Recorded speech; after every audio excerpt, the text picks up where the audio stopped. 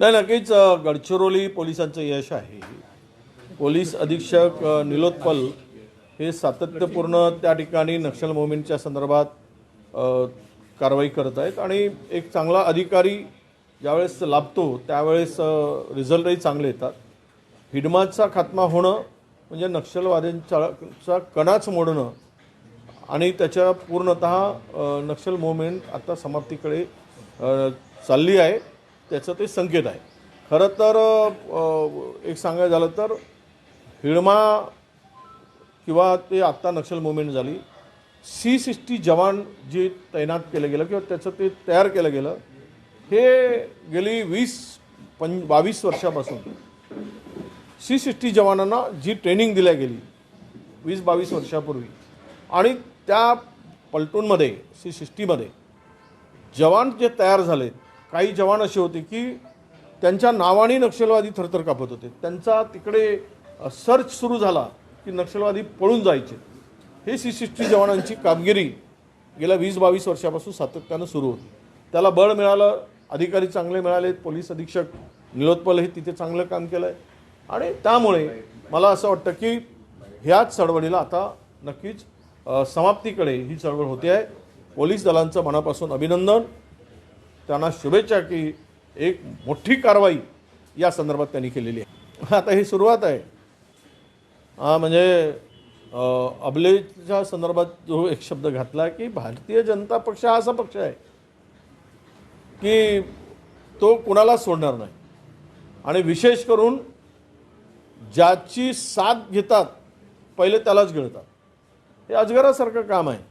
आजूबाजूचे लहान मोठे साप गिळून आपण फुगवणं अजूनही यांना काँग्रेसच्या लोकांची गरज पडते, अजूनही भाजपच्या भारतीय जनता पक्षाला राष्ट्रवादीच्या लोकांची गरज पडते. ते पक्षप्रवेश घेत असतात आणि यातून हेच दिसतं की शिंदे गटाच्या आमदारांच्या वेदना, त्यांचं दुःख हे मनातून आलेलं आहे आणि आता त्याची कळ ही किती भारी आहे हे शिंदे सेनेला भविष्यात दिसेल आणि ती कळ असह्य होईल आणि मग त्याच्या उपचारासाठी त्यांना बाहेर पडावं लागेल. एक तर उपचार करावा लागेल, नाहीतर दुसरं मरावं लागेल. दोनपैकी एकच पर्याय शिंदे गटाकडे शिल्लक राहणार आहे. मुंबई महानगरपालिकेमध्ये स्वबळाचा नारा दिला काँग्रेसनं, त्यावर सामनातून सबुरीचा सल्ला देण्यात आलेला आहे काँग्रेसला.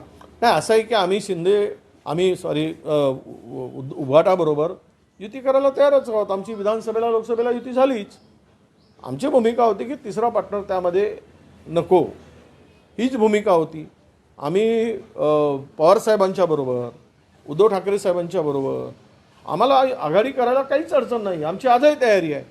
पण तुम्ही नवा पार्टनर जोडणार आणि आमच्यामधून हिस्सा घेणार, ते काय आमच्या लोकांची त्यामुळे भावना आहे की या स्थानिक स्वराज्य संस्थांमध्ये कार्यकर्त्यांची निवडणूक असते, कार्यकर्त्यांना ही संधी असते. त्यामुळे अधिकाधिक कार्यकर्त्यांना ही संधी मिळाली पाहिजेत, ही आमची भावना आहे. त्यामुळे आम्ही सबुरीचा सल्ला घेऊनच सबुरी ठेवूनच वागतो आहोत आणि सबुरी ठेवल्याशिवाय राजकारणात आताताईपणा करून पुढे जाता येत नाही, हे आम्हाला कळतं. नाही, हे आता फार गंभीर आहे. खरं आहे की ही नको ते व्हायला नको होतं, तिथे उमेदवार लढायलाच पाहिजेत. अनेकांनी ती भूमिका स्वीकारली. आम्ही प्रदेशाध्यक्षांच्या कानावर या बाबी टाकलेल्या आहेत, त्याची चर्चा होईल आणि आज ज्या परिस्थितीतून पक्ष जातो आहे त्या परिस्थितीमध्ये गटबाजी संपूर्ण संपुष्टात आणून आपल्याला एकजुटीनं काम करण्याची आवश्यकता आहे आणि यासाठी वरिष्ठांच्या बरोबर चर्चा करून नागपूर ग्रामीणचा विषय हा काही 3-4 लोक जे गेलेत आणि बुट्टीबोरीसारख्या मोठ्या शहरामध्ये काँग्रेस तिकडे चांगली मजबूती नव्हती, पण आज तिथेही काही कमजोर झाली. पण याचा अर्थ असा नाही की ग्रामीणमध्ये काँग्रेस मजबूतीनंच उभी आहे. आता लोकांना जाणं येणं करत असतात. शेवट सत्यासाठी किंवा पदासाठीच जर पक्षाबरोबर असतील तर त्याला काही इलाज नाही. पण पक्षाच्या आयडिओलॉजीला आणि विचाराला धरून पक्षाबरोबर असतील तर ते पद वगैरे आलं काय गेलं काय ती कुठे माणसं हलत नाही. आज जी काही जात आहेत ती पदासाठी आलीत आणि पदासाठी जात आहेत असा त्याचा अर्थ आपण काढू. पण नागपुरातील ग्रामीणच्या संदर्भात पक्ष मजबूत आहे. काही किरकोळ गोष्टी होत असतात आणि या संदर्भात आम्ही आमच्या अंतर्गत नेत्याबरोबर चर्चा करू आणि त्यातून भविष्यात झालेल्या गोष्टी काही आपल्या झालेल्या गोष्टी आहेत त्या भविष्यात होणार नाही याची नक्की काळजी घेतली जाईल. पुणे जमीन घोटाळा याला जोडून हा विषय दिल्ली दरबारी गेला अशा काही बातम्या आल्या आहेत. हा नागपूर ग्रामीणचा विषय दिल्ली हायकमांड पर्यंत गेला आहे. असं आहे की आमच्याकडे पक्षामध्ये जर काही झालं असेल, कोणाचं काही म्हणणं असेल तर ते पत्रव्यवहार करत असतात. याचा अर्थ काय दिल्ली दरबारात गेला वगैरे असा काढण्यात काही अर्थ नाही. चर्चा झाली किंवा काही कमी जास्तपणा झाला असेल, आपसामध्ये काही झालं असेल, कोणाला न्याय मिळत नसेल, कोणावर वाटतं की अन्याय झाला असेल असं वाटत असेल, त्यावेळेस ते दिल्लीला पत्रव्यवहार करत असतात आणि दिल्ली त्याची दखलही घेत असते. त्यामुळं दिल्लीने दखल आज घेतली तर त्यावर चर्चा होईल. चर्चेतून एकमेकाला बसवून त्यामध्ये मार्ग काढायचा प्रयत्न करू. कामठीमध्ये आता तो नगराध्यक्ष गेला आहे. 5 वर्ष नगराध्यक्ष राहिल्यानंतर परत त्याला तिकीट पाहिजे होती, त्यामुळे ते दुसरा पक्ष स्वीकारतात. तर ही जी भावना आहे, ही जी भूमिका आहे, ही पक्षाची गद्दारी आहे असं तर आमचं मत आहे. हे जे काही आत्ता गवळीच्या याचिकेवर सुनावणी झाली, सुप्रीम कोर्टाने जे खंडपीठ आहे, डबल बेंच आहे, त्यांनी त्या संदर्भात तीव्र नाराजी आणि सुनावलंसुद्धा राज्य सरकारला.